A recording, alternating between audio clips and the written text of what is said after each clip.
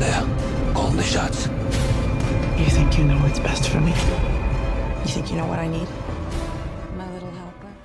Hi guys, today we are going to video about the Penguin Episode 2 recap ending explained. The Penguin Episode 2 continues the evolution of Oswald, Oz, Cobb as he works to become a major kingpin in Gotham's underworld.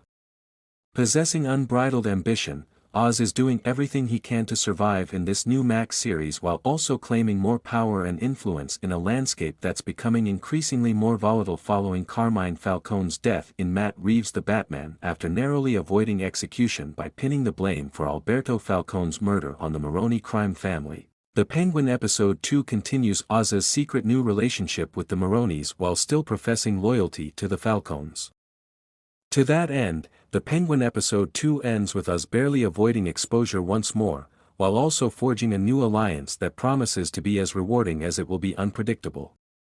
Here's our brief recap of the new episode and the ending of the Penguin Episode 2 explained. Why Penguin wanted Johnny Vitti blamed as the Maroni's inside man. As was seen in the Penguin Episode 1, Oz Cobb has blackmail photos of Johnny Vitti he was hoping to use against the Falcone underboss. Not only would a vacancy mean Oz could perhaps move up in the family, but it would also remove someone who clearly detests Cobb as has been shown in both the Penguin Episodes 1 and 2. However, Penguin's new right-hand man Victor Aguilar fails to plant jewels in Vitti's car as planned. This meant Oz had to improvise at the end of the Penguin Episode 2, especially after the Falcones locked the house down after finding Irvad, the Maroni thug Sophia had secretly brought to the house to interrogate. Stabbing and killing Irvad, Penguin plants the knife he used on Sophia's man Castillo. He also had the jewels planted at Castillo's place, further implicating him as the one behind the hit on the drug convoy. While he didn't get Vitti like he originally wanted, Penguin still managed to deter suspicion from himself. How Penguin's reveals change his backstory. In the original comics, Oswald Cobblepot typically comes from a family of wealth and influence. However, this isn't the case in the Batman universe. Instead, it's revealed in the Penguin Episode 2 that Oz Cobb lived with his two brothers and mother in Crown Point, and that they didn't have much growing up. Likewise, Oz shares with Sophia that both of Cobb's brothers died when they were kids, leaving him alone with just his mother. It's going to be fascinating to see what else might be revealed about Oswald's past as the Penguin continues.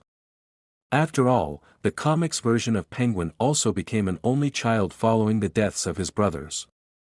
Though that was because he secretly killed them to gain more of his mother's undivided affection.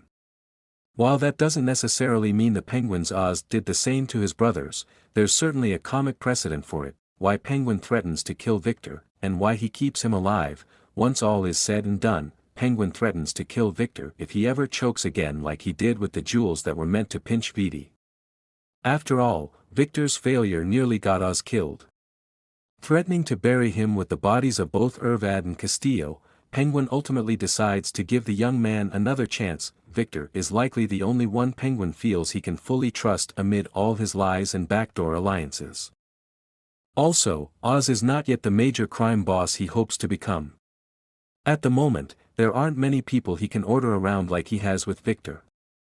It's more than likely that Penguin enjoys having Victor Aguilar at his side, appreciating the company while also enjoying the bit of power he has over him. To that end, it makes sense that he'd give the kid another chance. Why Sophia wants to take over the Falcone crime family. Angered by her family trying to push her out, Sophia decides to take matters into her own hands at the end of the Penguin Episode 2, and she intends to take her seat at the head of the table by force. As the daughter of Carmine Falcone, Sophia likely feels like she's owed the top leadership role as an inheritance. This is likely even more true for Sophia following Alberto's death as well. Additionally, Sophia clearly feels resentment toward the family about her time in Arkham. This is likely connected to the fact that she was exonerated, suggesting there's more at play behind Sophia's past as the hangman beyond simply having a mental breakdown and killing 7 women. To that end, it's clear by the end of the Penguin Episode 2 that she isn't going to take Luca's attempt at pushing her out of Gotham and the family lying down. Why Sophia Falcone decides to trust Oswald. Meeting in the Falcone family mausoleum, Sophia decides she wants Oz to help her take over the family. taking him up on his earlier offers for them to join forces with the new drug operation she and Alberto had been working on. Even though she had just accused Penguin of killing Alberto, Sofia knows she's short on allies and that the road ahead will be an uphill battle. To that end, it seems Sofia trusts Oz just enough to work with him. This is obviously an alliance that will fall apart the moment it's revealed that Oz was indeed Alberto's killer. That said, it also works in Oz's favor that he was once Sofia's driver, meaning she likely underestimates all that he's truly capable of, for now.